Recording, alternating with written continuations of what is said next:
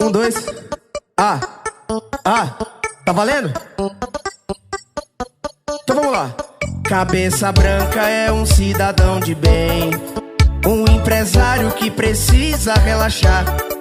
Fim de semana ele pega as novinhas e patrocina um churrascão em alto mar. A mulherada de copo na mão, biquíni, fio dental, postando foto na sua rede social.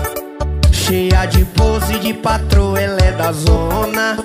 Quem vê de longe pensa que ela é a dona, mas o dono da lancha é o cabeça branca. A champanhe quem banca é o cabeça branca. Porque novinha na hora da selfie, junto com as amigos, coroa nunca aparece. O dono da lancha é o cabeça branca. A champanhe quem banca é o cabeça branca.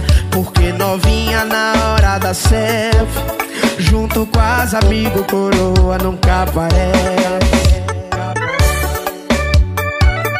Essa é a seresta do pai das crianças. DG, batidão strong. Chama, filho. Lipinho MP3.net. E a mulherada de copo na mão, biquíni, fio dental, postando foto na sua rede social. Cheia de pose de patroa, ela é da zona. Quem vê de longe pensa que ela é a dona, mas o dono da lancha é o cabeça branca. A champanhe quem branca é o cabeça branca. Porque novinha na hora da selfie, junto com as amigos, coroa nunca aparece. O dono da lancha é o cabeça branca. A champanhe quem banca é o cabeça branca.